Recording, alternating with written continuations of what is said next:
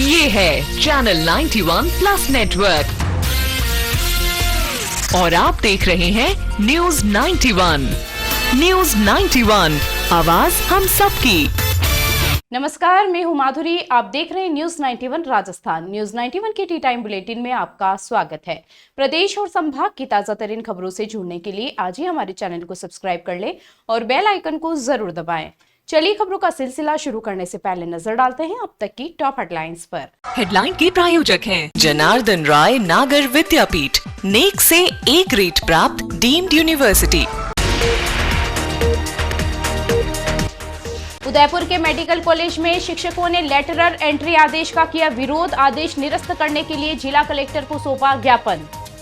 कलयुगी पिता ने अपनी ही मासूम बेटी को बनाया हवस का शिकार। मां ने पिता के खिलाफ दर्ज करवाया मामला। केवी लाइन के फॉल्ट के दौरान चपेट में आया युवक। हादसे में मौके पर ही युवक ने तोड़ा दम। उदयपुर स्थित आरएनटी मेडिकल कॉलेज एवं संबद्ध अस्पतालों के शिक्षकों ने राज्य सरकार द्वारा जारी लेटरल एंट्री आदेश का कड़ा विरोध किया है। Rajasthan medical college teachers association की ओर से शिक्षकों ने जिला कलेक्टर को ज्ञापन सौंपा। शिक्षकों का कहना है कि राष्ट्रीय चिकित्सा आयोग की अधिसूचना के अनुसार 220 से अधिक बेड वाले मेडिकल कॉलेजों में नियुक्तियां केवल नियमित प्रक्रिया से ही हो सकती है। इसके बावजूद सरकार का आदेश नियमों के खिलाफ है। उन्होंने इसे चिकित्सा शिक्षा की गुणवत्ता और पारदर्शिता पर खतरा बताते हुए आदेश को तत्काल निरस्त करने की मांग की है। उदयपुर में आरएनटी मेडिकल कॉलेज के शिक्षकों ने राज्य सरकार द्वारा जारी लेटरल एंट्री आदेश का विरोध किया है। Rajasthan medical college teachers association RMCTA की ओर से शिक्षकों ने जिला कलेक्टर को ज्ञापन सौंपते हुए इसे नियमों के विपरीत बताया। संगठन के सचिव डॉक्टर तरुण कुमार रलोत ने कहा कि राष्ट्रीय चिकित्सा आयोग की अधिसूचना स्पष्ट करती है कि 220 से अधिक बेड वाले सरकारी मेडिकल कॉलेजों में असिस्टेंट प्रोफेसर और एसोसिएट प्रोफेसर की नियुक्ति केवल नियमित प्रक्रिया से की जा सकती है। प्रोफेसर स्तर पर सीधी नियुक्ति का कोई प्रावधान नहीं है, जबकि सरकार का आदेश इन्हीं नियमों के खिलाफ है। शिक्षकों ने चेतावनी दी कि ऐसी नियुक्तियों से चिकित्सा शिक्षा की गुणवत्ता प्रभावित होगी, पारदर्शिता और शैक्षणिक वातावरण भी खराब होगा। उन्होंने सरकार से मांग की कि इस आदेश को तत्काल वापस लिया जाए। ज्ञापन में संगठन के संरक्षक डॉक्टर विपिन माथुर, अध्यक्ष डॉक्टर DK शर्मा, उपाध्यक्ष डॉक्टर सुधा गांधी और डॉक्टर BL मेघवाल, संयुक्त सचिव डॉक्टर अनुराधा सनाध्या और डॉक्टर आशीष जैन, कोषाध्यक्ष डॉक्टर गौरव जायसवाल सहित कई वरिष्ठ चिकित्सक शामिल हुए। इसके अलावा doctor Ravindra Gehlot, doctor Apoorva Agarwal, doctor Narendra Bansal, doctor Shikha Mehta, doctor MP Jain, doctor Vijay Rajak, doctor Dharmendra Garg, doctor Jamil Mohammad और डॉक्टर धीरज मित्तल सहित कार्यकारिणी सदस्य भी मौजूद रहे। राज्य समन्वयक डॉक्टर राजेंद्र चांडेल तथा सलाहकार डॉक्टर ललित गुप्ता और डॉक्टर श्वेता बियानी ने भी शिक्षकों का समर्थन किया। शिक्षकों का कहना है कि शिक्षा व्यवस्था में किसी भी प्रकार की अनियमितता न केवल छात्रों के भविष्य बल्कि स्वास्थ्य सेवाओं पर भी नकारात्मक प्रभाव डालेगी। कलेक्टर साहब को हमने आज ज्ञापन दिया इसी बारे में, और वो भी इस बात से सहमत थे कि अनुभव होना ही चाहिए। जब चिकित्सा शिक्षा का कोई अनुभव नहीं है तो गुणवत्ता कहाँ से आएगी। एक तरफ तो अपन रीजनल इंस्टीट्यूट RIMS जैसी बात कर रहे हैं कि बिल्कुल एक्सीलेंट सर्विस देंगे और एक्सीलेंट टीचिंग करेंगे, और दूसरी तरफ आप जो मेडिकल कॉलेज बरसों से चल रहे हैं उनमें आप डायरेक्ट रिक्रूटमेंट करके चिकित्सा अधिकारियों को, तो कहाँ गुणवत्ता रही। ये आंदोलन जब तक चलेगा तब तक की सरकार हमारी सुन नहीं लेती। हम न्यायपूर्ण तरीके से बिना किसी को हर्ट किए शांतिपूर्ण आंदोलन कर रहे हैं, और ये सभी 6 मेडिकल कॉलेज में आंदोलन हो रहा है। काम पे बारी बारी से सभी लोग अपना अपना काम कर रहे हैं। जैसे ही थोड़ा फ्री समय मिलता है हम यहाँ आके बैठ रहे हैं। चिकित्सा क्षेत्र में पिछले 12 सालों से विश्वसनीय नाम चौधरी हॉस्पिटल, जहां होता है सभी रोगों का सर्वोत्तम इलाज। चौधरी हॉस्पिटल, हिरन मगरी, सेक्टर 4, उदयपुर। एक पिता पर अपनी ही 3.5 महीने की मासूम बेटी के साथ दरिंदगी का आरोप लगा है। यह घटना तब सामने आई जब बच्ची के रोने की आवाज सुनकर मां नीचे आई और अपनी बेटी को लहूलुहान हालत में पाया। मां की शिकायत पर पुलिस ने आरोपी पिता के खिलाफ मामला दर्ज कर लिया है और बच्ची को गंभीर हालत में उदयपुर रेफर किया गया है। इंसानियत को शर्मसार करने वाली यह घटना चित्तौड़गढ़ से सामने आई है। यह घटना चित्तौड़गढ़ की है, जहां एक मासूम के साथ हुई दरिंदगी ने पूरे इलाके को हिलाकर रख दिया है। जानकारी के अनुसार रविवार देर रात बच्ची की मां छत पर थी और बच्ची अपने पिता के पास थी। इसी दौरान बच्ची के रोने की आवाज सुनकर मां दौड़कर नीचे आई तो वह अपनी बेटी को खून से लथपथ देखकर सन्न रह गई। उसने तुरंत अपने सास ससुर को बुलाया और उनकी मदद से मासूम को तुरंत अस्पताल पहुंचाया। पीड़िता की मां ने पुलिस को दी शिकायत में आरोप लगाया है कि उसके पति ने ही इस जघन्य अपराध को अंजाम दिया है। शिकायत के बाद पुलिस ने तत्काल कार्रवाई करते हुए आरोपी के खिलाफ पॉक्सो एक्ट के तहत मामला दर्ज कर लिया है। बच्ची की नाजुक हालत को देखते हुए उसे चित्तौड़गढ़ से उदयपुर रेफर कर दिया गया है, जहां उसका इलाज जारी है। पुलिस ने बताया कि एफएसएल टीम को मौके पर बुलाकर सबूत जुटाए गए हैं। हालांकि अभी तक मेडिकल रिपोर्ट नहीं आई है, जिससे पुलिस ने मामले को संदिग्ध बताया है। डिप्टी विनय चौधरी ने कहा कि मेडिकल रिपोर्ट आने के बाद ही स्थिति पूरी तरह से स्पष्ट हो पाएगी। फिलहाल मामले की गंभीरता को देखते हुए पुलिस गहनता से जांच कर रही है। बच्ची की जो उम्र है वो लगभग 3.5 महीने है। उसकी माता ने रिपोर्ट दर्ज कराई है अपने पति के खिलाफ। पॉक्सो एक्ट में मुकदमा दर्ज किया गया। बच्ची को रेफ़र किया गया था उदयपुर महाराणा भोपाल हॉस्पिटल में और अभी वहाँ पे जैर इलाज है और जैसे ही डिस्चार्ज होगी तो आगे की कार्रवाई की जाएगी। अभी तक बयान लिए गए हैं हमारे।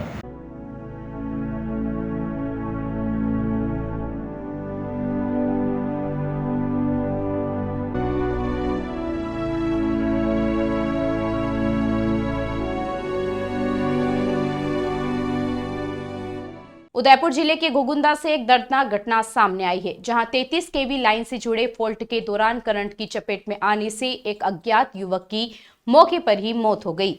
घटना सायरा थाना क्षेत्र की है। जानकारी के मुताबिक युवक तार चुराने की कोशिश कर रहा था। बिजली विभाग के कर्मचारियों को फॉल्ट निकालते समय घटना की जानकारी मिली, जिसके बाद अधिकारियों ने सायरा पुलिस को सूचित किया। पुलिस मौके पर पहुंचकर पूरे मामले की जाँच कर रही है। उदयपुर जिले के घोगुंदा क्षेत्र में एक अज्ञात युवक की करंट लगने से मौत हो गई। घटना सायरा थाना क्षेत्र के पानेर के भोपा का खेत गांव की है। जानकारी के अनुसार 33 केवी लाइन में फॉल्ट आने के बाद बिजली विभाग की टीम फॉल्ट निकालने के लिए मौके पर पहुंची। जांच के दौरान उन्हें पता चला कि एक युवक करंट की चपेट में आ गया था और उसकी मौके पर ही मौत हो गई। प्रारंभिक जानकारी में सामने आया कि युवक तार चुराने की कोशिश कर रहा था। घटना की जानकारी मिलते ही बिजली विभाग के अधिकारियों ने सायरा थानाधिकारी किशोर सिंह शक्तावत को सूचित किया। थानाधिकारी सहित पुलिस जाब्ता तुरंत मौके के लिए रवाना हो गया। हालांकि अभी मृतक युवक की पहचान नहीं हो सकी है। बिजली विभाग के कर्मचारियों ने बताया कि लाइन में फॉल्ट आने के बाद जांच की जा रही थी, तभी यह घटना सामने आई। करंट की चपेट में आने से युवक की मौके पर ही मौत हो गई। पुलिस पूरे मामले की जाँच कर रही है। पुलिस ने युवक के शव को मोर्चरी में रखवा दिया है और फिलहाल पुलिस मृतक की शिनाख्त करने में जुटी है। शिनाख्त होने के बाद मृतक के परिजनों को शव सौंपा जाएगा। क्या प्रॉब्लम है इस लड़के में? अच्छी जॉब है, अच्छा घर है। सर अभी बेसिक सेंस नहीं है उन लोगों में। टॉयलेट में वाइटेक्स तक नहीं लगा। बस इतनी सी बात। वाइटेक्स एयर फ्रेशनर टॉयलेट से बदबू हटाए, भरपूर ताजगी लाए। वाइटेक्स होम्स, क्लीन होम्स। राजसमंद जिले के अलावा सरदारगढ़ क्षेत्र में स्थित मनोहर सागर तालाब का पानी इस बार भी ओवरफ्लो होने पर नहर से मुख्य चंद्रभागा नदी में छोड़ा गया। इससे क्षेत्र के किसानों के चेहरे खिल उठे। किसानों का कहना है कि तालाब बनने के समय से ही ये नहर चंद्रभागा नदी में छोड़ी जाती है, जिससे करीब 50 गांवों में कुओं का जलस्तर ऊपर आता है। इससे खेती और ग्रामीण जीवन को बड़ी राहत मिलती है। राजसमंद जिले के लावा सरदारगढ़ क्षेत्र में स्थित मनोहर सागर तालाब का पानी ओवरफ्लो होने के बाद इस बार भी नहर के माध्यम से मुख्य चंद्रभागा नदी में छोड़ा गया। यह परंपरा वर्षों से चली आ रही है। किसानों का कहना है कि तालाब बनने के समय से ही यह नहर चंद्रभागा नदी में छोड़ी जाती है और इससे क्षेत्र की सिंचाई व्यवस्था को बड़ा लाभ मिलता है। तालाब का पानी नदी में मिलते ही आसपास के गांवों के कुओं का जल स्तर बढ़ जाता है। गोपालपुरा, अरनिया, रावाखेड़ा, सारनिया खेड़ा, सरदारगढ़, भोपा की भागल, गाडरियावास, लोडियाना, टिकरडी, बुकरड़ा, अमरतिया, पानोतिया सहित करीब 50 गांवों के किसान इससे सीधा लाभान्वित होते हैं। किसानों ने कहा कि जब भी तालाब का पानी नदी में छोड़ा जाता है तो खेती की जरूरतों के लिए पर्याप्त पानी उपलब्ध हो जाता है। इससे फसल उत्पादन में वृद्धि होती है और ग्रामीण जीवन में राहत मिलती है। चंद्रभागा नदी पर बने 2 एनीकट भी इस जल प्रवाह को नियंत्रित कर सिंचाई की सुविधा बढ़ाते हैं। जब एनीकट भर जाते हैं तो अतिरिक्त पानी वापस गोपालपुरा क्षेत्र से नदी में सम्मिलित हो जाता है, जिससे आसपास के जल स्रोतों को भी मजबूती मिलती है। किसानों ने तालाब और नहर को जीवन रेखा बताते हुए सरकार और प्रशासन से आग्रह किया है कि जल संरक्षण और सिंचाई सुविधाओं को सुदृढ़ किया जाए ताकि खेती और ग्रामीण अर्थव्यवस्था को स्थायी लाभ मिल सके। उदयपुर में बुधवार को जनप्रतिनिधियों और प्रशासनिक अधिकारियों के बीच जन समस्याओं को लेकर महत्वपूर्ण संवाद बैठक आयोजित हुई। जिला कलेक्ट्रेट में हुई इस बैठक में सहकारिता प्रकोष्ठ प्रदेश संयोजक प्रमोद सामर, समाजसेवी गजपाल सिंह राठौर, पारस सिंघवी सहित कई जनप्रतिनिधियों ने बारिश से टूटी सड़कों, अतिक्रमण, सफाई व्यवस्था और अन्य मुद्दों पर प्रशासन का ध्यान आकर्षित किया।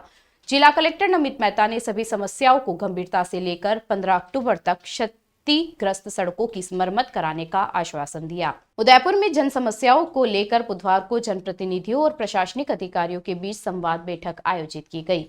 जिला कलेक्ट्रेट में हुई इस बैठक में शहर में बारिश के कारण टूटी सड़कों, बढ़ते अतिक्रमण, सफाई व्यवस्था और अन्य स्थानीय समस्याओं पर विचार से चर्चा हुई। सहकारिता प्रकोष्ठ प्रदेश संयोजक प्रमोद सामर, समाजसेवी गजपाल सिंह राठौड़, पारस सिंघवी सहित कई जनप्रतिनिधियों ने इन मुद्दों से प्रशासन को अवगत कराया।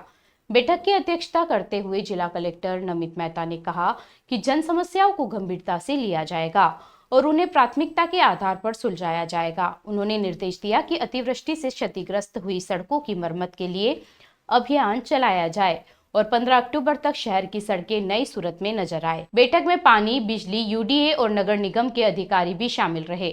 2 घंटे तक चली इस बैठक में प्रशासन ने जनप्रतिनिधियों की चिंताओं को सुनते हुए समाधान के लिए कार्य योजना तैयार करने का भरोसा दिया।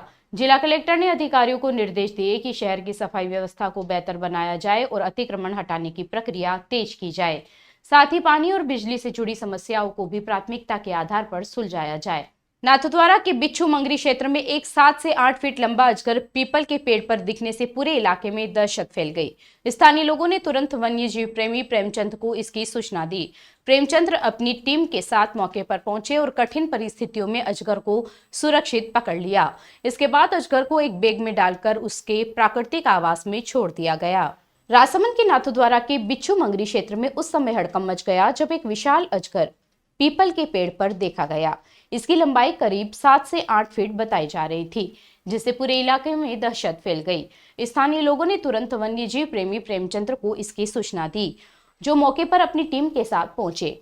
अजगर पेड़ के काफी ऊंचे हिस्से पर फंसा हुआ था, जिससे रेस्क्यू करते वक्त कई समस्याओं का सामना करना पड़ा। प्रेमचंद ने बिना घबराए सूझबूझ से अजगर को पकड़ने की कोशिश की। कई मिनट की कड़ी मशक्कत के बाद उन्होंने अजगर को सुरक्षित पेड़ से नीचे उतारा। इस दौरान मौके पर भारी संख्या में लोग इकट्ठा हो गए। रेस्क्यू के बाद प्रेमचंद ने अजगर को सावधानी पूर्वक एक बैग में डालकर उसके प्राकृतिक आवास में सुरक्षित छोड़ दिया। वन्यजीव प्रेमी प्रेमचंद्र ने बताया कि ऐसे जीवों को नुकसान पहुंचाना नहीं चाहिए, बल्कि उन्हें सुरक्षित बचाकर उनके प्राकृतिक आवास में छोड़ देना चाहिए। यही सही तरीका है। अजगर का रेस्क्यू होने के बाद वहां मौजूद लोगों ने राहत की सांस ली। नेपाल में सोशल मीडिया बैन और भ्रष्टाचार के खिलाफ चल रहा आंदोलन तीसरे दिन भी हिंसा के साथ जारी है। मंगलवार रात से सेना ने पूरे देश का नियंत्रण अपने हाथ में ले लिया है, लेकिन कई इलाकों में उपद्रव थमा नहीं है। सुप्रीम कोर्ट में आग लगाने से 25,000 से अधिक केस फाइलें जल गई है। सेना ने 27 उपद्रवियों को गिरफ्तार कर उनसे 33.7 लाख रुपए नकदी और 31 हथियार बरामद किए हैं। उधर पूर्व प्रधानमंत्रियों के घरों में आगजनी और हमले की घटनाएं सामने आई है, जिससे स्थिति और भी गंभीर हो गई है। नेपाल में सोशल मीडिया पर प्रतिबंध और भ्रष्टाचार के खिलाफ चल रहे आंदोलन के तीसरे दिन हिंसक रूप ले लिया। मंगलवार रात 10 बजे से सेना ने पूरे देश का नियंत्रण अपने हाथ में ले लिया है, लेकिन इसके बावजूद कई क्षेत्रों में हिंसा थमी नहीं है। प्रदर्शनकारियों ने सुप्रीम कोर्ट में आग लगा दी, जिससे 25,000 से अधिक केस फाइलें जलकर राख हो गई। सेना ने अब तक 27 उपद्रवियों को गिरफ्तार किया है। इनके पास से 33,07,000 रुपए नगद और 23 बंदूकें, मैगजीन, गोलियों सहित 31 तरह के हथियार बरामद किए हैं। सेना का कहना है कि लोग स्थिति का गलत फायदा उठाकर अराजकता फैलाने की साजिश कर रहे थे। इस हिंसा में अब तक 22 लोगों की मौत हो चुकी है, जबकि 400 से ज्यादा लोग घायल हुए हैं। पूर्व प्रधानमंत्री शेर बहादुर देउबा के घर में प्रदर्शनकारियों ने हमला कर उन्हें पीटा। वहीं पूर्व पीएम जालानाथ खनाल के घर में आग लगाने से उनकी पत्नी राजलक्ष्मी की जलने से मौत हो गई। इसके अलावा पूर्व पीएम पुष्प कमल दहल प्रचंड के घर में भी आगजनी की घटना सामने आई है। राजधानी काठमांडू में वित्त मंत्री विष्णु पौडेल को उनके घर के पास दौड़ा दौड़ा कर पीटा गया। स्थिति इतनी गंभीर हो चुकी है कि प्रधानमंत्री केपी शर्मा ओली ने पद से इस्तीफा देकर काठमांडू छोड़ दिया है। सेना और प्रशासन लगातार शांति बनाए रखने के प्रयास कर रहे हैं, लेकिन हिंसा और अराजकता की घटनाएं बढ़ती जा रही है। चलते चलते फिर नजर डालते हैं आज की टॉप हेडलाइंस पर। हेडलाइन के प्रायोजक हैं जनार्दन राय नागर विद्यापीठ, नेक से ए ग्रेड प्राप्त डीम्ड यूनिवर्सिटी। उदयपुर के मेडिकल कॉलेज में शिक्षकों ने लेटरल एंट्री आदेश का किया विरोध। आदेश निरस्त करने के लिए जिला कलेक्टर को सौंपा ज्ञापन। कलयुगी पिता ने अपनी ही मासूम बेटी को बनाया हवस का शिकार। मां ने पिता के खिलाफ दर्ज करवाया मामला। केवी लाइन के फॉल्ट के दौरान चपेट में आया युवक, हादसे में मौके पर ही युवक ने तोड़ा दम। अपने स्मार्टफोन पर प्रदेश भर की खबरों से अपडेट रहने के लिए आज ही हमारे चैनल को सब्सक्राइब कर ले और बेल आइकन को जरूर दबाएं। फिलहाल इस बुलेटिन में इतना ही। अब दीजिए इजाजत माधुरी को। आप जुड़े रहिए न्यूज़ 91 के साथ। नमस्कार। ये है चैनल 91 प्लस नेटवर्क और आप देख रहे हैं न्यूज़ 91। न्यूज़ 91, आवाज हम सबकी।